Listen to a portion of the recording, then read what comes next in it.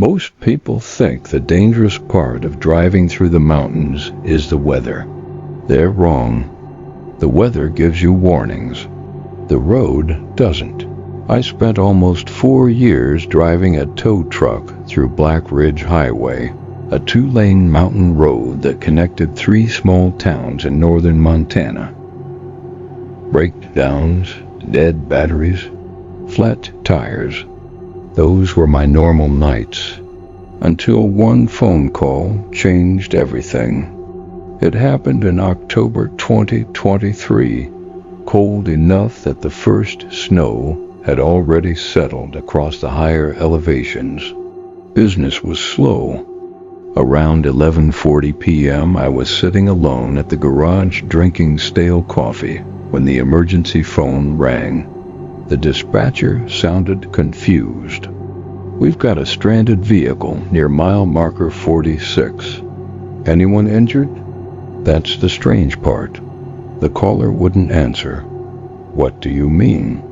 We could hear someone breathing, and then the line disconnected. I sighed. Probably another drunk driver. It happened more often than you'd think. I grabbed my keys and headed out. Black Ridge Highway was empty. Not unusual. After midnight, you could drive 20 miles without seeing another vehicle. The road twisted between steep cliffs and dense pine forest. No streetlights, no houses, no gas stations, just darkness. My headlights cut through the night as I climbed toward marker 46. The farther I drove, the colder it became. My truck's outside temperature dropped from 39 degrees Fahrenheit to 34, then 31. Snow began drifting across the pavement. The dispatcher called again. "You there yet?" "Almost. Something weird just happened." "What?" The emergency call came back. "Same number?" "No, there wasn't a number." I frowned. "What do you mean, there wasn't a number?" She stayed silent for a moment. "Our system says the call came from a phone line that was disconnected in 1998. I laughed. "Your computer's broken." "I wish it was." 5 minutes later, I reached mile marker 46. Nothing. No accident. No stranded car. No headlights. No people, only the wind. I pulled onto the shoulder and stepped outside. The cold hit immediately. It was unnaturally quiet. Then I heard it. A car horn. One short blast. Somewhere below the cliff. I grabbed my flashlight and walked toward the guardrail. Looking down, I saw faint headlights hundreds of feet below. A vehicle had crashed deep into the ravine. My stomach tightened. Dispatch had been right. Someone really was down there. I radioed headquarters. No signal, only static. Typical mountain reception.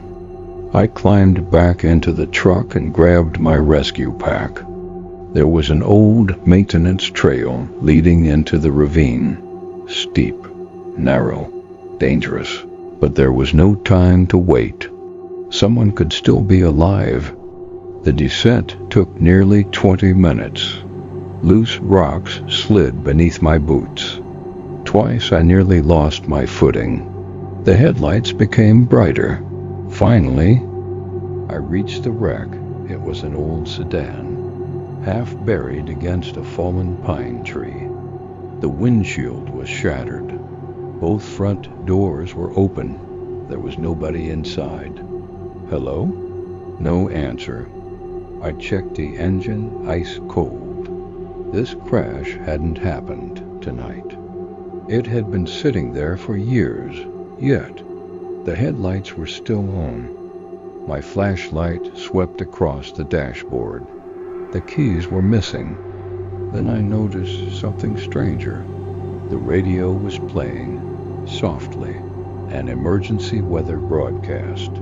The date mentioned, October 17th. I stood perfectly still. The broadcast ended with heavy static.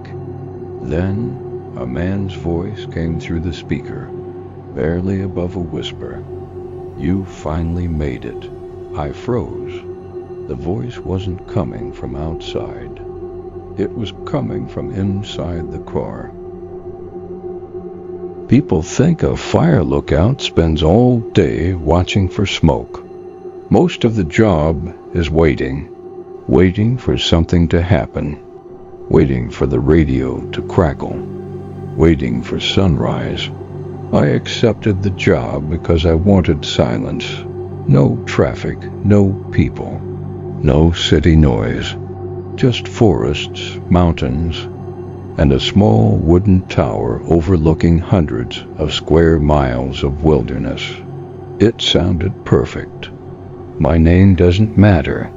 This happened during my second season as a fire lookout in the Bitterroot Mountains. The tower sat nearly 7,000 feet above sea level. The nearest ranger station was almost 40 miles away. There was no cell service, no internet, only an old emergency radio. The first week passed quietly. Every morning, I'd record the weather, scan the tree line, report visibility. Nothing unusual until the 8th day. At exactly 5:12 a.m., the radio crackled. "This is Tower 7. I answered immediately. Tower 9 responding. Silence. Then, "We can't see the sunrise," I frowned. Tower 7 was only 15 miles east of me. They should have seen daylight before I did. I looked outside. The sky was already turning orange. "What do you mean you can't see it?" No reply. Only static. Later that morning, I called headquarters. They sounded confused. "There hasn't been a Tower 7 in 23 years, I laughed. Very funny. Nobody laughed back. It burned down in a wildfire. 2 rangers died. I assumed someone was playing a prank. Old radios picked up strange interference all the time. At least, that's what I kept telling myself. The next morning, 5:12 a.m., the radio crackled again. "This is Tower 7. We still can't see the sunrise." This time, the voice sounded weaker, almost exhausted. I stepped onto the balcony. The mountains were glowing with morning light. Everything looked normal. I picked up the microphone. "The sun is already up." Several seconds passed. Then a quiet voice answered. "Not where we are." I didn't sleep much after that. Every morning the call came. Always 5:12. Always the same words. "We still can't see the sunrise." On the 5th morning, something changed. Before the transmission ended, the ranger whispered, "I think he found the stairs." I froze. "What stairs?" No answer, only static. That afternoon, I searched every maintenance record inside the tower. Hidden beneath an old cabinet, I found a metal box. Inside were handwritten journals from the 1980s. One page caught my attention. It read, "If Tower 7 ever calls, do not answer. If they ask about the sunrise, lie." I read the sentence 3 times, then laughed. Someone had to be messing with me. There was no other explanation. I closed the journal, locked the box, and went outside. That's when I noticed something impossible. There were muddy boot prints leading up the tower stairs. Only one problem. It hadn't rained in over 3 weeks, and the footprints only went up. None came back down. People imagine that being a park ranger is peaceful. They picture quiet trails, curious deer, the smell of pine trees after rain, and long afternoons spent helping lost hikers find their way back. Most days. They're right. I'd been working as a seasonal ranger for nearly 5 years, and if there was one thing I'd learned, it was that nature always made sense. Storms had reasons. Animals followed patterns. Even when people got lost, there was usually a simple explanation. That's why what happened during my 4th night at Black Hollow still bothers me. Not because I think I saw a ghost, but because nothing I saw should have been possible. Black Hollow wasn't a national park. It wasn't the kind of place tourists visited.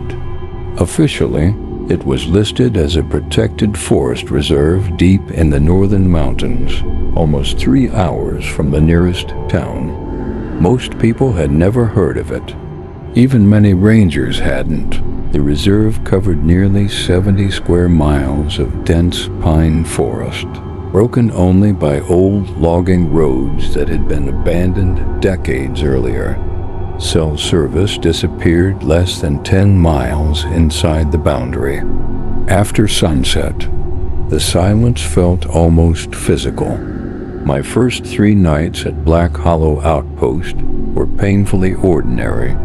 Every evening followed the same routine. Check the weather station, inspect the western trails, record wildlife activity, lock the equipment shed, radio headquarters before midnight.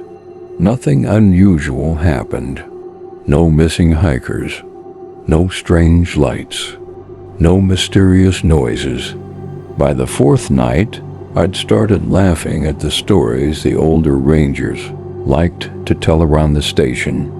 One of them claimed there was a forgotten trail somewhere in the reserve that no longer appeared on official maps. Another insisted the trail had been closed after several unexplained disappearances during the late 70s. Nobody ever explained what they meant by unexplained. I assumed it was just another campfire story designed to scare new hires. I couldn't have been more wrong. Around 6 that evening, my supervisor walked into the office carrying an old cardboard tube. He laid it across the desk and carefully unrolled a faded paper map. It looked older than I was. The edges were torn. Several corners had been repaired with yellowed tape. One section near the western ridge had been outlined in faded red pencil. He tapped it with one finger. "You're checking this section tonight," I frowned. "I don't remember seeing that trail on the digital map." "You wouldn't." "Why not?" He hesitated for a second. "It was removed years ago." "Why?" "The bridge collapsed." That sounded reasonable. Mountain trails closed all the time after storms. I didn't think much of it. He handed me a ring of keys. "Drive to marker 18. After that, you'll have to continue on foot." "Anything specific I'm looking for?" "Just make sure nobody's been using the trail." His answer felt oddly rehearsed, like he'd said it before. By 7:30, I was bouncing along an old gravel road in one of the reserve's aging pickup trucks. The farther I drove, the narrower the road became. Branches scraped both sides of the truck. Eventually, I reached a rusted metal post marked simply 18. The trailhead was barely visible. A weathered wooden sign had fallen sideways years ago. Most of the lettering had disappeared beneath moss. Only one word remained readable: Hollow. The air felt noticeably colder. I grabbed my flashlight, radio, first aid kit, and started walking. At first, everything seemed completely normal. The trail was overgrown, but still easy to follow. Tall pines blocked most of the evening sunlight. The ground was soft beneath my boots. I could smell damp earth. Somewhere in the distance, water trickled over rocks. It was exactly the kind of forest I'd spent years working in. About 20 minutes into the hike, I noticed something strange. I couldn't hear birds anymore. Not one. No insects either. No wind. No leaves moving. Nothing. It wasn't the kind of silence you notice immediately. It crept in slowly until your brain suddenly realized something was missing. I stopped walking. The silence stayed. I checked my radio. The green power light was still on. Black hollow base. This is Ranger Mason. Radio check. Static. I tried again. Nothing. I looked at my GPS. Still functioning. Probably just interference from the mountains. I kept walking. Another 15 minutes passed before I found the backpack. It sat perfectly upright beside the trail. Bright blue. Almost new. No mud. No rain damage. No leaves covering it. It looked as though someone had placed it there only minutes earlier. Hello? My voice echoed between the trees. No answer. I unzipped the main compartment. Inside was a flashlight, a half-full water bottle, a first aid kit, a rain jacket, everything a hiker should carry, except there wasn't a single personal item. No wallet, no phone, no car keys, no identification, nothing. Just equipment. That immediately bothered me. People don't abandon a backpack like that. Not deep inside a closed section of forest. I clipped the bag to my own pack, planning to turn it in when I returned. As I stood up, I noticed footprints. Fresh ones. Large hiking boots. They continued farther along the trail. Finally, whoever owned the backpack couldn't be far away. I called out again. Park ranger. Nothing. The footprints continued into the trees. I followed them for nearly 10 minutes. Then they stopped. Not faded. Not covered by leaves. Stopped. The final footprint sat clearly in the middle of the dirt path. Beyond it, there was nothing. No second trail. No broken branches. No animal tracks. No sign that anyone had stepped off the path. It looked as though whoever had made the prints had simply ceased to exist. I stared at the ground, waiting for my brain to find a logical explanation. It never did.